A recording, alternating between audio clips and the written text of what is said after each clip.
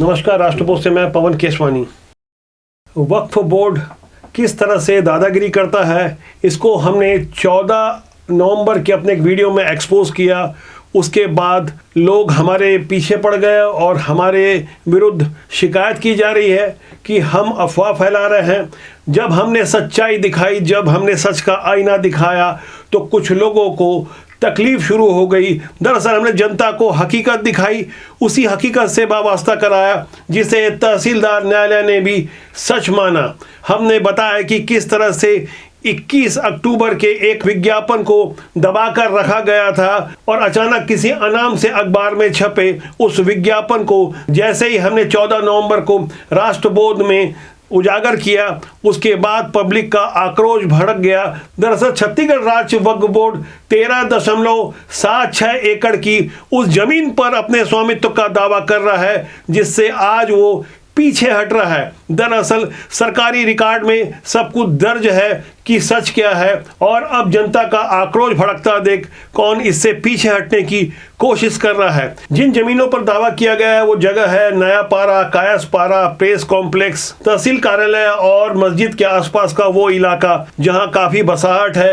लोग सैकड़ों सालों से निवास करते हैं। इन जगहों के खसरा नंबर 21/2, 21/3, 29/2, 146/4 और खसरा नंबर 109 ये निजी जमीनें हैं। हालांकि नया पारा का कुछ इलाका खाली है। यहां पर दावा किया जा रहा है जिन जमीनों के लिए पहले दावा किया गया, अब वहां बताया जा रहा है कि हमने दावा नहीं किया। लेकिन मेरे हाथ में तहसीलदार का वो आदेश है, वो कॉपी है जो उन्होंने 15 नवंबर को फैसला सुनाया है। 15 नवंबर के फैसले को छुपा कर रखा था, जिसे 16 नवंबर को उजागर किया गया है। जैसा कि इस फैसले में साफ तौर पर लिखा हुआ है कि वक्फ अधिनियम 1995 यथा संशोधित 2013 की धारा 51 के अनुसार वक्फ संपत्ति का कोई विक्रय, दान, विनिमय, बंधक या अंतरण प्रारंभ से ही शून्य होगा। यानी वक्फ बोर्ड की जहां मर्जी आई उसने दावा किया। अब यहां इन संपत्तियों का, इन सैकड़ों साल पुरानी निजी संपत्तियों का कोई लेन देन नहीं हो सकता, इसके बेचा नहीं जा सकता, इसकी खरीदी नहीं हो सकती। यह आपको समझना पड़ेगा कि वक्फ बोर्ड किस तरह से दादागिरी करता है। दरअसल अंग्रेजों के जमाने का एक कानून था 1922 का वक्फ प्रॉपर्टी एक्ट। इस एक्ट को बाद में 1956 में नेहरू सरकार ने वक्फ एक्ट का रूप दिया, जिसे बाद में 1995 में नरसिम्हा राव की सरकार ने संशोधित किया और असीमित अधिकार दे दिए। इस पर भी मन नहीं भरा तो 2013 में मनमोहन सिंह की सरकार ने और ज्यादा शक्तियां प्रदान कर दी। मैं आपको वक्फ के बारे में बताऊं तो वक्फ का मतलब होता है दान करना। अब आपको समझना होगा कि यह बीमारी चलकर कहां से आई, किस तरह से यह बीमारी अब लोगों को परेशान कर रही है। वक्फ एक्ट 2013 और या 1995 के बारे में लोगों को पता ही नहीं है। वक्फ बोर्ड का प्रत्येक सदस्य जो मुस्लिम होगा, ये सारे के सारे वक्फ के कर्मचारी सरकारी मुलाजिम होंगे। हमारे और आपके टैक्स के पैसे से इन्हें तनख्वाह मिलती है।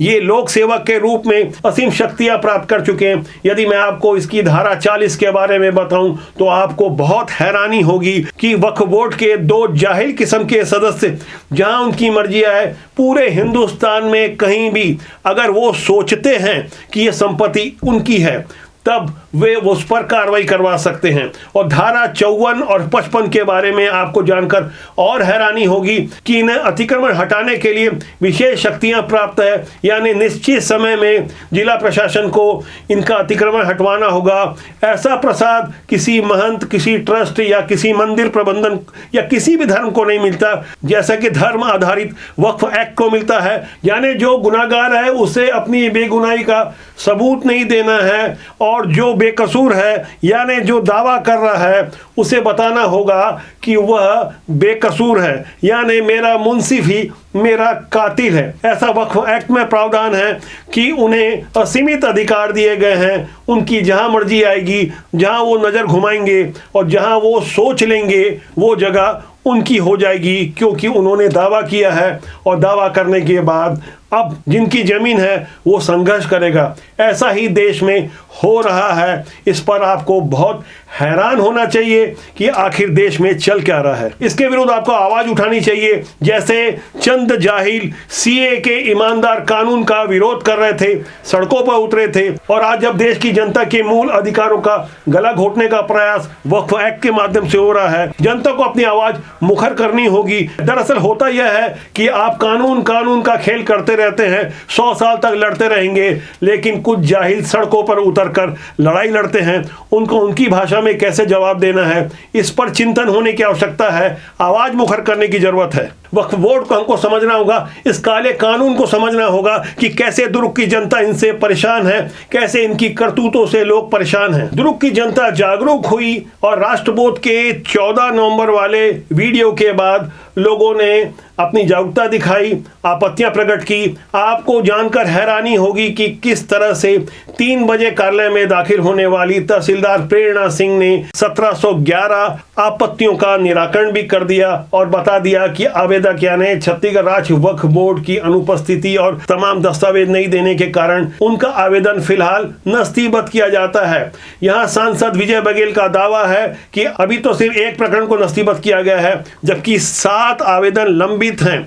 शासन को चाहिए कि कितने आवेदन लंबित हैं उसे सार्वजनिक करे। जिस तरह से दुर्ग के मामले में हुआ, अक्टूबर के आवेदन को छिपा कर रखा गया।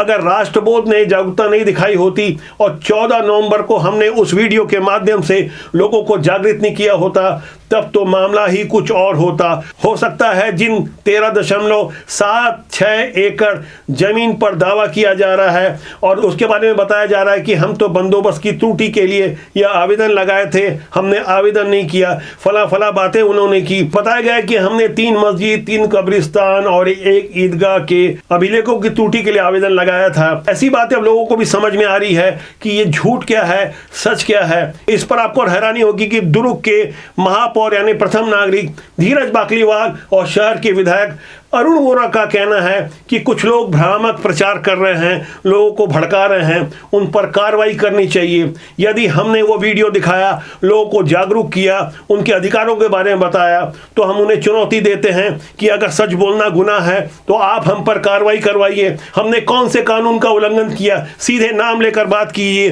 राष्ट्रबोध डंके की चोट पर अपनी बातों को रखता है और पूरे प्रमाण और तथ्यों के साथ हम जनता की आवाज बनकर मुखरित रहेंगे, न झुकेंगे, न डरेंगे, कानून के साथ चलेंगे। और जो सच है, आपको जान के हैरानी होगी, 1995 से 2022 तक आप जहां नजर घुमाइए, सड़क के किनारे, हाईवे में, दाएं बाएं, हर जगह, कई जगह लोगों ने हरी चादर बिछाकर बता दिया है कि उन्हें कोई आसमान से रोशनी मिली थी, इसलिए इस जमीन पर हमारा अधिकार है। यह हैरान करने वाली बात यह है कि इसे प्रूफ करने के लिए भी उन्हें कोई मशक्कत नहीं करनी पड़ेगी, बल्कि जो लोग ये दावा कर रहे हैं कि ये जमीन उनकी नहीं है, उन्हें ही प्रूफ करना पड़ेगा कि यह जमीन उनकी नहीं है, क्योंकि वक्फ एक्ट में यह अधिकार मिला हुआ है। वो जमीन अगर वो दान कर देते हैं तो वक्फ बोर्ड उसे अपनी मान लेता है, वहां धारा 40 एक्टिव हो जाती है। इस तरह से हम संविधान की धारा 14 और 15 का अगर उल्लेख करें, जहां समता मूलक समाज की बात की जाती है, धर्मनिरपेक्षता की बात की जाती है, तब धार्मिक आधार पर इस तरह से भेदभाव होगा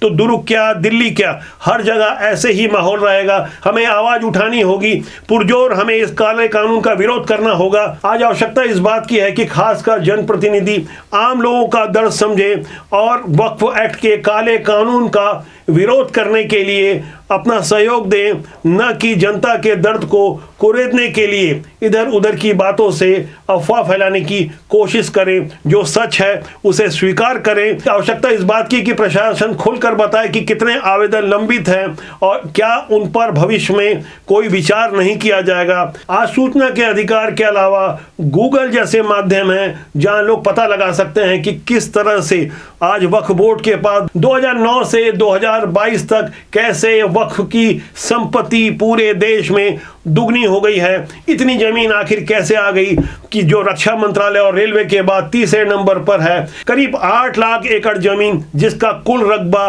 दिल्ली के क्षेत्रफल का 4 गुना है, यानी 4 दिल्ली के जितनी जमीन आज वक्फ बोर्ड के पास है। यह सब कुछ उस आजाद देश में हो रहा है जिसे धर्मनिरपेक्ष देश कहा जाता है। इस देश में धर्म के आधार पर जिस तरह का भेदभाव हो रहा है उसे भी जनता समझे, जागरूक हो और खुलकर अपनी बात करे। यदि धर्म पे बात करना लोगों को भड़काना है तो हम दावे के साथ कहते हैं इस सच्चाई को हम बता रहे हैं। यदि आपको लगता है कि राष्ट्रबोध ने ईमानदारी से कोई काम नहीं किया तो फौरन आप हम पर कानूनी कार्रवाई कर सकते हैं। हम खुली चुनौती देते हैं। हम फिर कहते हैं सच्चाई के साथ डटे रहेंगे जनता की आवाज बनकर। इसलिए हम चाहेंगे कि हमारे साथ जुड़े रहें, सब्सक्राइब करें, लाइक शेयर करें, लेकिन कमेंट करना ना भूलें ताकि आगे भी हमें कुछ और बेहतर करने का मार्गदर्शन मिलता रहे। नमस्कार।